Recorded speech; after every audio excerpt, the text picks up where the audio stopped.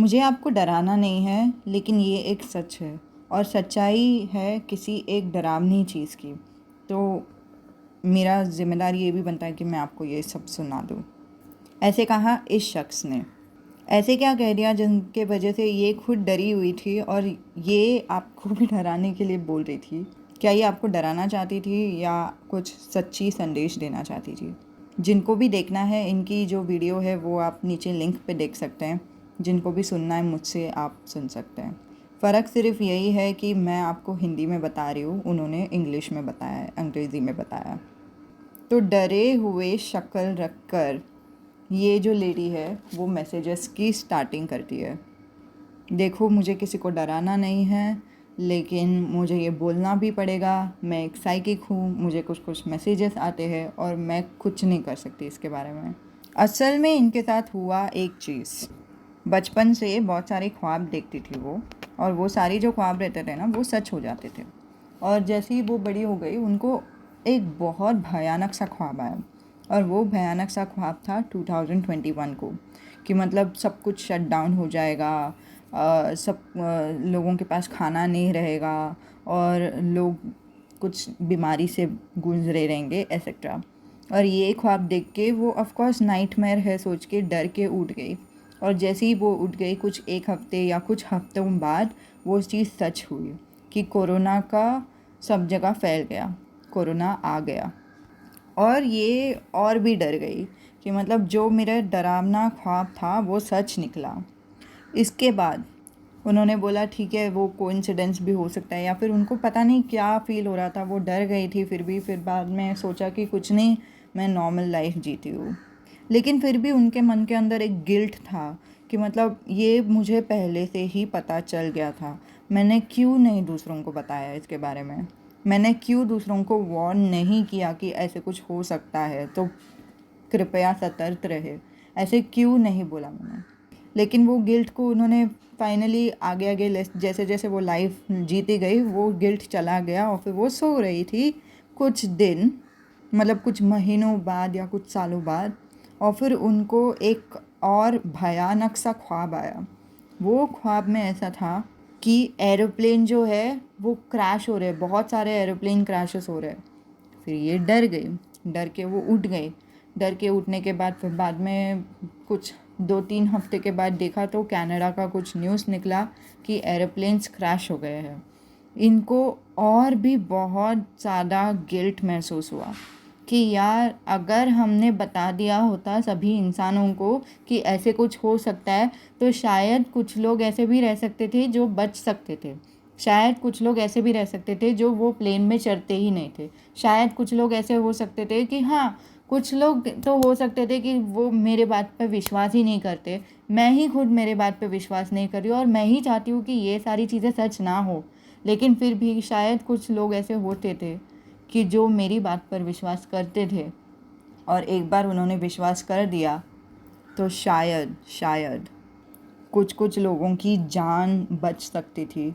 वो लोग plane cancel करते, नहीं तो पोस्टपोन कर सकते थे, और बहुत लोगों की जान, मतलब एटलीस्ट कुछ कुछ तो हो सकता था, कुछ तो अच्छा हो सकता था। और फिर वो उनके मन के अंदर ही दबा हुआ गिल्ट इतना भर भर के आ गया कि मतलब उनको नहीं पता था ये गिल्ट का क्या करना है।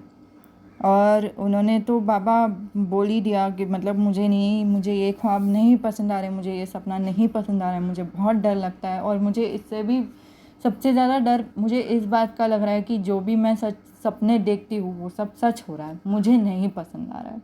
और जैसे तैसे वो कुछ कुछ दिन सोती नहीं थी क्योंकि ये नाइटमेयर्स निकलते थे।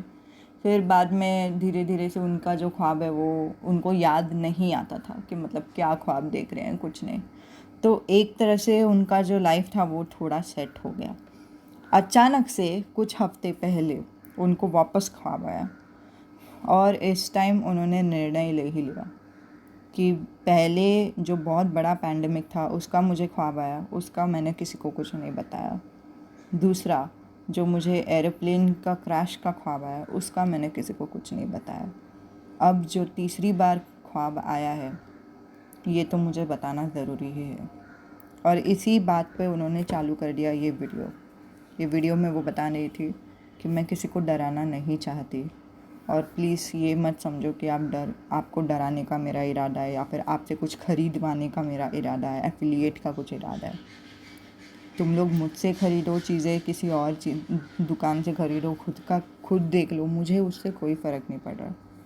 लेकिन मुझे तुमको ये भी बताना ज़रूरी है कि इतने सारे ख्वाब आए थे मुझे, सब कुछ मैंने इग्नोर कर दिया, लेकिन इस टाइम मुझे वापस बहुत बड़ा ख्वाब आया, मैं इसको इग्नोर नहीं कर सकती।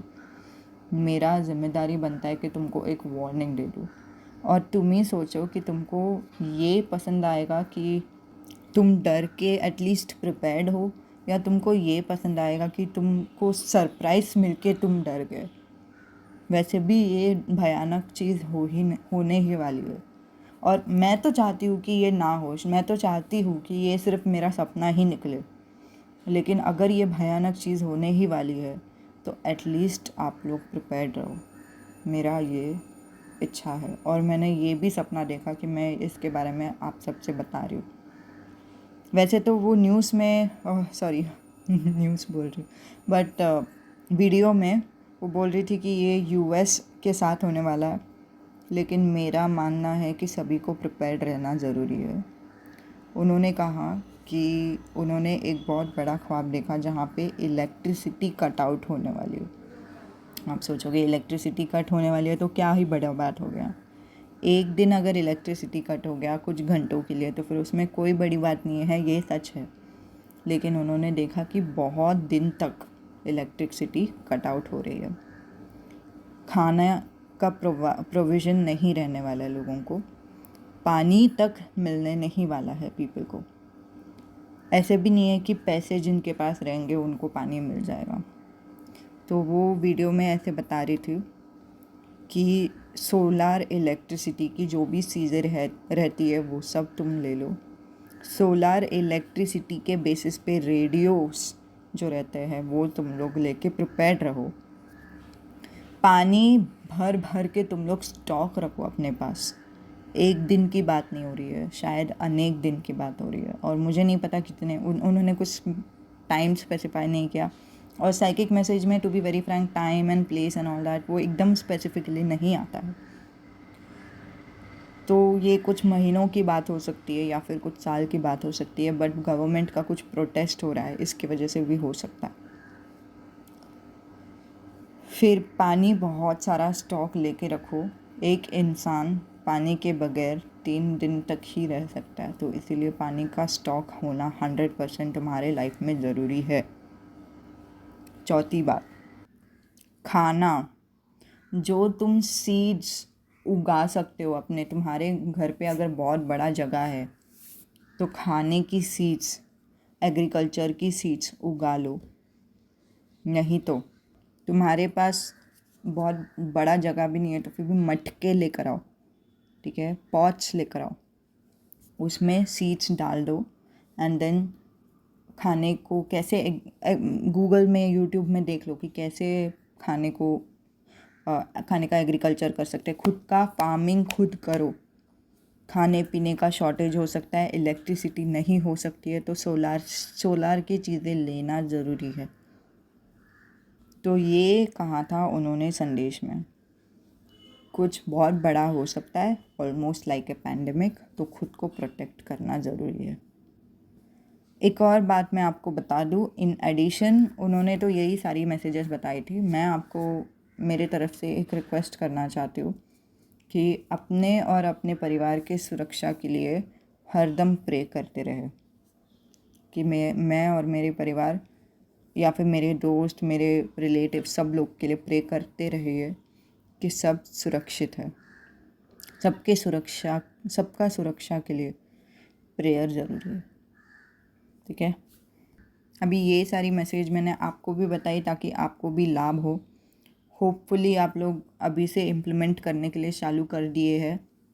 प्रोटेक्शन या अबंडेंस की जो रेकी वर्क रहती है, अगर आपको वो चाहिए तो मुझे ईमेल कर दो, वो भी हो जाएगा। अगर नहीं तो प्रेयर कर लो तो वो भी हो ही जाएगा, ऐसे नहीं कि नहीं होगा। आप अपने इंट्यूशन को पूछो, अपने अंतरात्मा को पूछो कि क्या आपके लिए सही है, उसके हिसाब से आप खुद का ध्यान रखना, ठीक है। अभी के लिए इतना ही। नमस्ते, अलविदा। एक और ज़रूरी बात, अपने सारे फ्रेंड्स, सारे रिलेटिव्स को ये मैसेज शेयर करो।